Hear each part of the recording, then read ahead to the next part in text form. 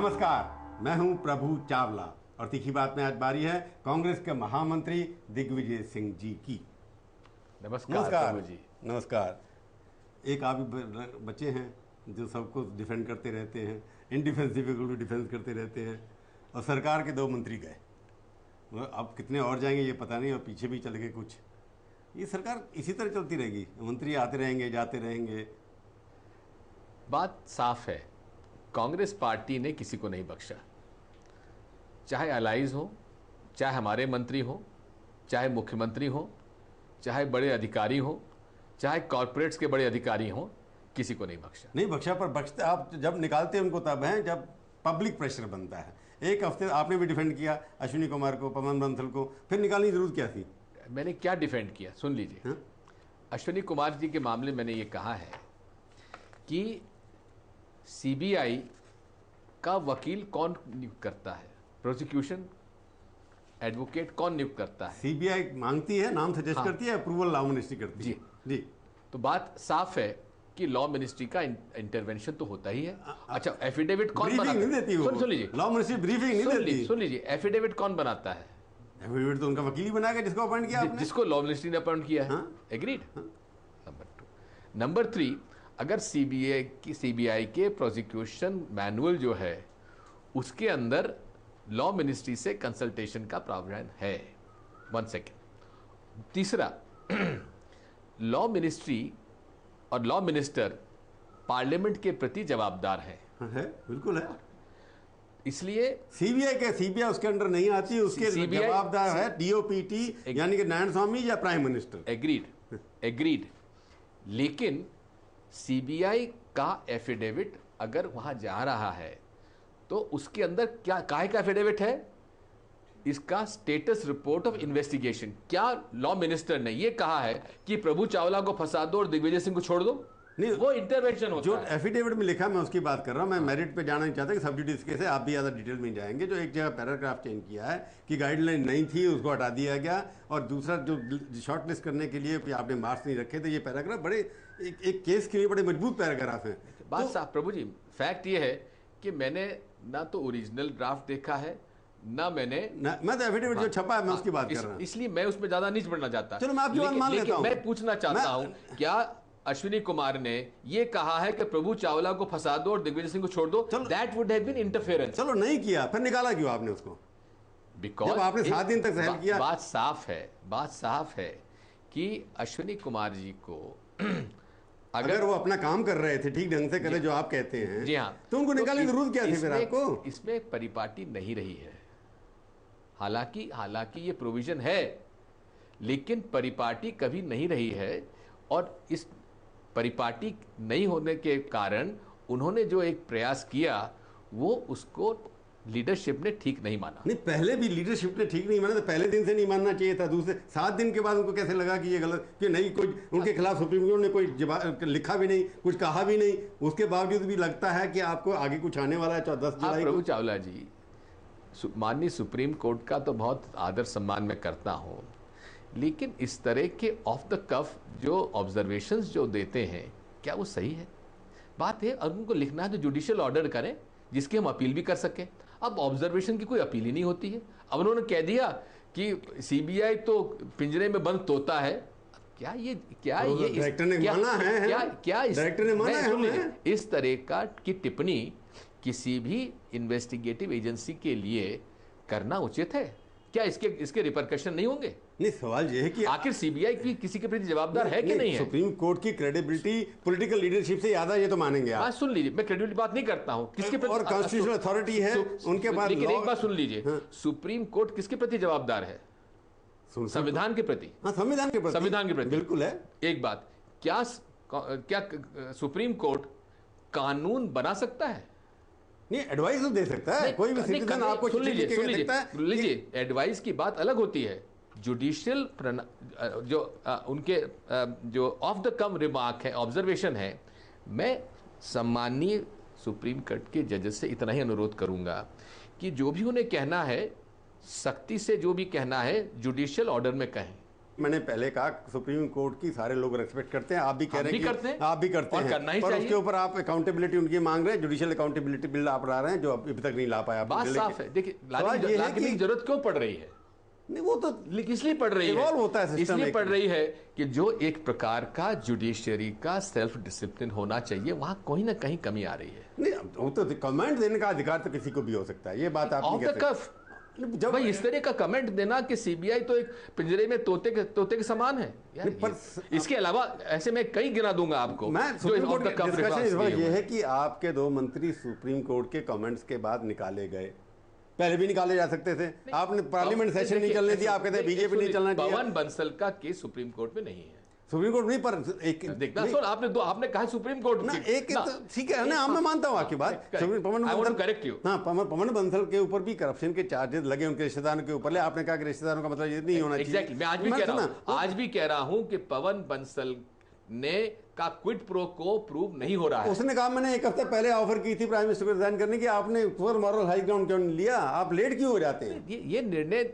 High command का होता है, प्राइम मिनिस्टर का अधिकार है किसको रखे किसको न रखे। ये दिग्विजय सिंह का नहीं है, जूते भी खाओ प्याज भी खाओ। दिग्विजय सिंह का अधिकार नहीं किसको रखेगा किसको न रखे, ये माननीय प्रधानमंत्री जी का अधिकार है। सोनिया जी का अधिकार है किसी कांग्रेस के रखना, सोनिया जी का भी अधिकार नहीं है, प्राइम मिनिस्टर का अधिकार है। नहीं, सोनिया जी अगर चाहती क्योंकि कांग्रेस का वर्कर जो है जो मंत्री बात साफ है, चाहे कि क्या सोनिया जी के पत्र से अपॉइंट होता है प्राइम मिनिस्टर? डिस्कशन से तो होता है ना जी, डिस्कशन तो होती है ना, डिस्कशन तो सब जगह होता है। कांग्रेस सुप्रीम है कि नहीं है?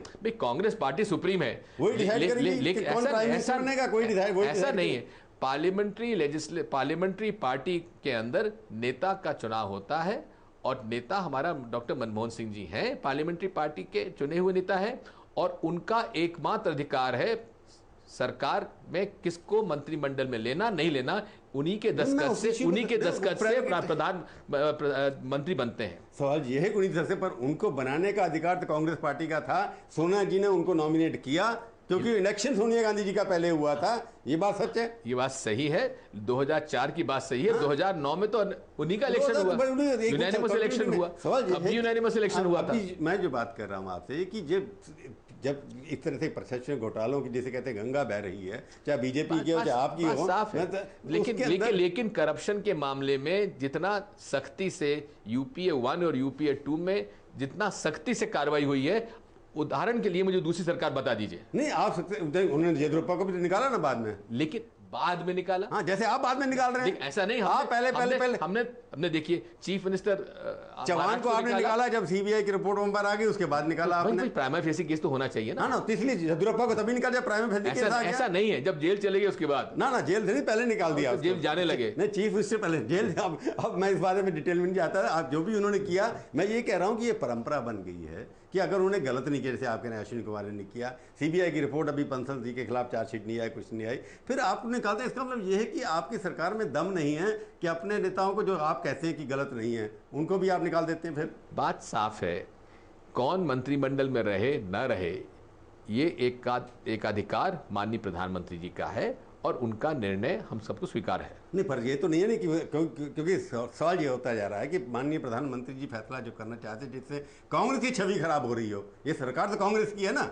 बात साफ है कि ये सारे निर्णय माननीय प्रधानमंत्री जी के हैं, कौन मंत्रिमंडल में रहे कौन मंत्रिमंडल के बाहर रहे ये उनका विवेक है। जिसको रखे जिसको निकालें ये उन्हीं का विवेक है, पार्टी से पूछते नहीं है वो। बिल्कुल पूछते होंगे, चर्चा होती है। सोनिया जी की कोई चलती नहीं है सरकार बनाने में, मंत्री कौन बनेगा? ऐसा नहीं है प्रभु जी, बातचीत होती है, चर्चा होती है, उसके बाद निर्णय, फाइनल निर्णय प्रधानमंत्री का, कौन मंत्री रहेगा निश्चित तौर। तो सोनिया जी का नहीं चलती बिल्कुल भी। देखिए नहीं चलती इसके मामले में मैं नहीं पढ़ना चाहता, क्योंकि मैं सोनिया जी के बीच में और वर्किंग कमेटी के मेंबर हैं आप, तो सीनियर कांग्रेस ये चीजें वर्किंग कमेटी में डिस्कस नहीं होती हैं। माननीय प्रधानमंत्री और सोनिया जी के बीच में आपका एक कोर ग्रुप में भी आप नहीं है, उसमें नहीं हूं, लेकिन ये निर्णय कांग्रेस प्रेसिडेंट और मनमोहन सिंह जी के 1-to-1 डिस्कशन में क्या निर्णय होता है, क्या चर्चा होती है, क्या दिग्विजय सिंह को मालूम है? जो अखबारों में आजकल चल रहा है, तो अखबारों मैं कह रहा हूँ एक अखबारों में चल रहा है, सोनिया जी इनको नहीं चाहती थी मिनिस्टरों को, प्रधानमंत्री ने प्रेस्टीज इश्यू बना लिया, वो लॉ मिनिस्टर भी नहीं चाहती थी अश्विनी कुमार बनना चाहिए, फिर भी उन्होंने बनाया। ये क्या सच है या झूठ है, पूछूंगा एक ब्रेक के बाद।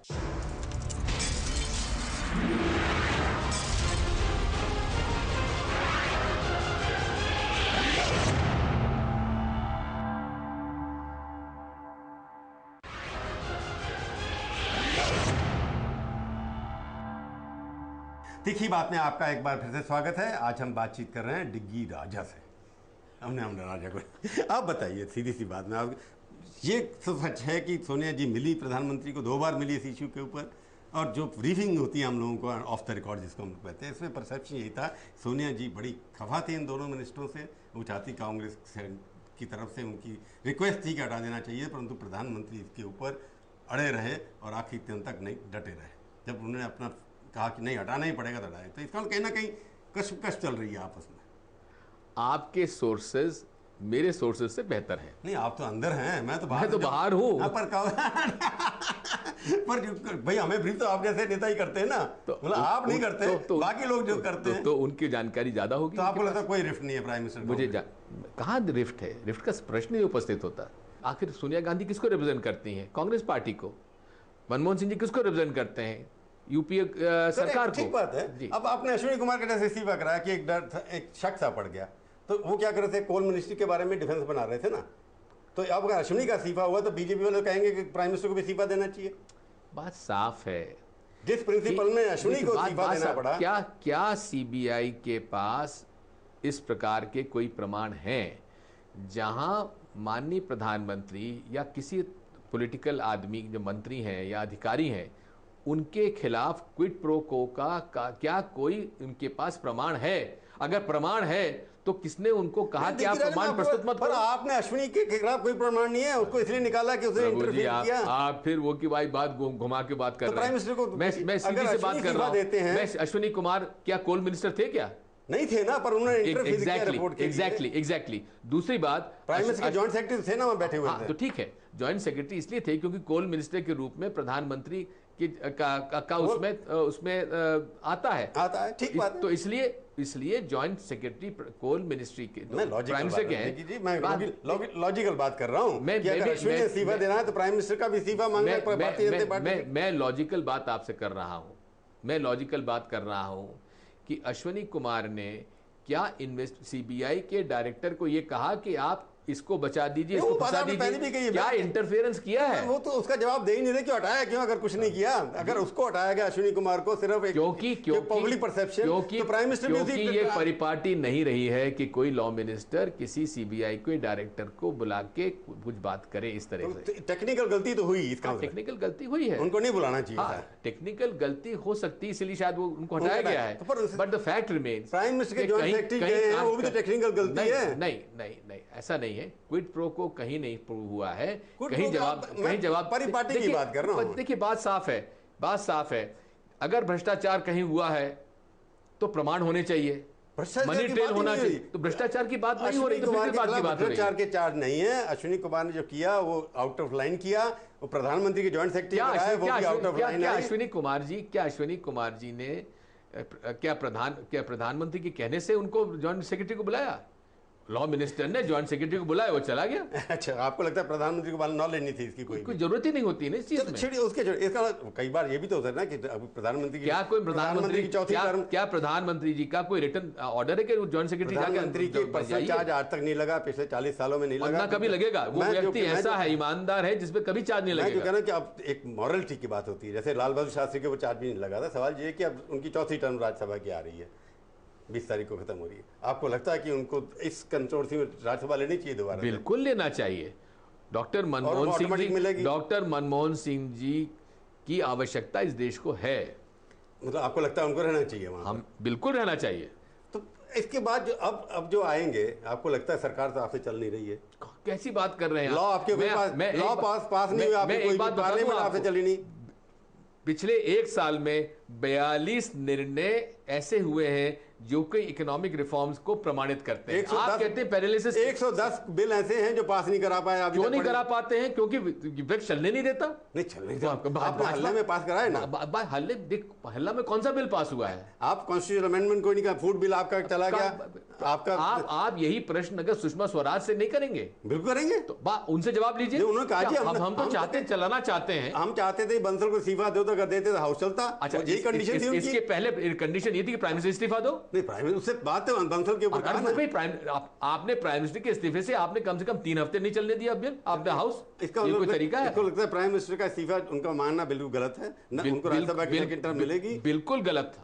जवाबदारी नहीं अब आप इलेक्शन की तैयारी 2014 की कर ही रहे होंगे, कर रहे हैं। तो आपको लगता नहीं सरकार पहले इलेक्शन में जानी चाहिए? जब सरकार चला नहीं पा रहा है, ऑपोजिशन तो हल्ला मचाएंगे, हल्ला मचाएंगे। वो तो सरकार कहाँ नहीं चल रही है, निर्णय लिए जा रहे हैं, पार्लियामेंट फैसले हो रहे हैं। अगर पार्लियामेंट चलाने की जवाबदारी जितनी हमारी है उतनी विपक्ष की भी है। करेक्ट। पार्लियामेंट अगर नहीं चलेगी तो लगता नहीं सरकार को मैंडेट दोबारा लेना चाहिए कि हम अपनी पार्लियामेंट फिर दोबारा लेके आते हैं। देखिए बात साफ है, क्या 543 लोग हमारी सरकार में कांग्रेस पार्टी के चुन के आ जाएंगे? दूसरा, आप पॉलिटिकल गुरु राजनीति के मान जाते। मैंने सुना, देखा कहीं अखबार में कि राहुल जी ने कहा कि ए के एंटनी उनके पॉलिटिकल गुरु हैं। ए के एंटनी सन 77 में चीफ मिनिस्टर बन गए थे। हाँ तो ठीक है, तो 70 में आप भी एक्टिव थे। नहीं, मैं तो एमएलए बना था। हाँ, तो मुझसे 5-4 का फर्क होगा। नहीं, बहुत ज्यादा। वो 77 में बने, मैं 93 में बना। हाँ, चीफ मिनिस्टर बाद में बने, पर उम्र की बात कर रहा हूँ मैं। पॉलिटिक्स में बात ये है, जितना अनुभव एंटनी जी का है उसका 1/4 अनुभव मेरा है। और चीफ मिनिस्टर अब फिर आप बने 93 के अंदर। 93 में। अब दोबारा चुनाव हो रहे हैं वहाँ पर। मैं विधानसभा चुनाव नहीं लड़ूंगा और स्टेट पॉलिटिक्स में नहीं रहूंगा। तो आप सेंटर में ही डिफेंड करते रहेंगे इंडिफेंसिबल को हमेशा। जो मुझे पार्टी का आदेश होगा वो करेंगे। चलो, आप डिफेंड करते रहिए, हमारे स्टूडियो में आए, बहुत बहुत धन्यवाद। तो ये थी आज की तीखी बात। तीखी बात का ये कार्यक्रम आपको कैसा लगा? आप अपनी राय हमें ईमेल के जरिए भी भेज सकते हैं। अगले हफ्ते आएगी बारी किसी और हस्ती की, और उनसे हम करेंगे तीखी बात इसी समय, इसी चैनल पर। तब तक के लिए प्रभु चावला का नमस्कार।